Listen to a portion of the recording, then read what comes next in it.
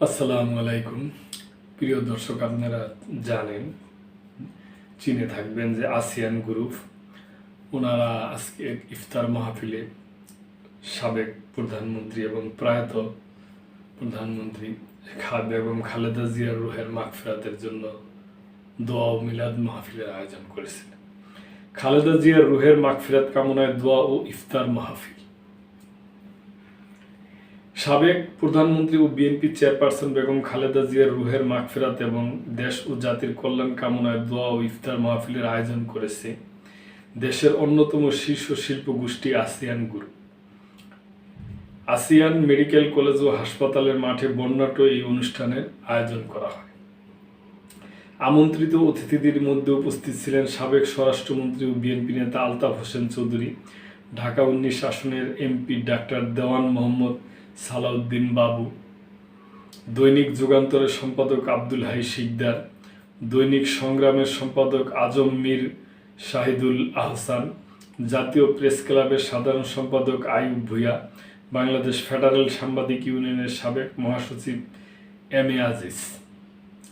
অনুষ্ঠানের আয়োজক আসিয়ান গ্রুপের চেয়ারম্যান মোহাম্মদ নজরুল ইসলাম ভূঁইয়া সভাপতির বক্তব্যে অত্যন্ত আবেগপ্রবণ হয়ে পড়েন। তিনি উল্লেখ করেন যে ব্যক্তিগত জীবনে তিনি কোনো রাজনৈতিক দলের সক্রিয় পদের সাথে সরাসরি সম্পৃক্ত না থাকলেও শহীদ প্রেসিডেন্ট জিয়াউর রহমান এবং বেগম খালেদা জিয়ার আদর্শকে হৃদয়ে ধারণ করেই তিনি নিজের জীবন ও ব্যবসায়িক সততা গড়েছেন।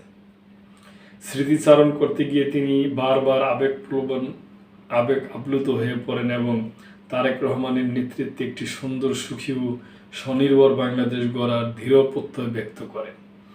মোহাম্মদ নজরুল ইসলাম ভূঁইয়া বলেন, এই দোয়া ও ইফতার মাহফিল কোনো ব্যক্তিগত প্রচার বা গৌরবের জন্য নয়, বরং 4 দশকেরও বেশি সময় ধরে এলাকার অসহায় মানুষের পাশে দাঁড়ানোর একটি ধারাবাহিক উদ্যোগ। তিনি জানান, প্রতি রমজানে হাজারো অসহায় ও নিম্ন আয়ের পরিবারকে খাদ্য সহায়তা প্রদান আমাদের দায়িত্ব ও ইবাদত। মানুষের পাশে দাঁড়ানোই প্রকৃত মানবতা। মানুষের দোয়া ছাড়া জীবনে কোনো সফলতা নেই। আমরা চাই আল্লাহ আমাদের ক্ষমা করুন, সঠিক পথে রাখুন এবং দেশকে শান্তি ও কল্যাণে ভরিয়ে দিন।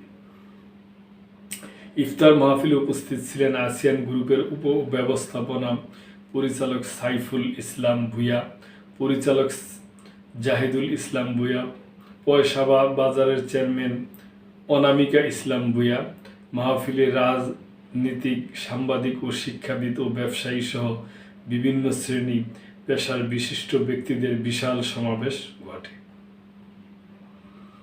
তো প্রিয় দর্শক, আমরা খালেদা জিয়ার জন্য দোয়া করি, আল্লাহ ওনাকে শান্তি দিয়ে রাখুন। এবং প্রিয় দর্শক, এই ব্যাপারে আপনাদের কোনো মন্তব্য থাকলে অবশ্যই করবেন এবং লাইক, কমেন্ট, শেয়ার করে সাবস্ক্রাইব করে মেম্বারশিপ নিয়ে চ্যানেলটির পাশেই থাকবেন। আল্লাহ হাফেজ।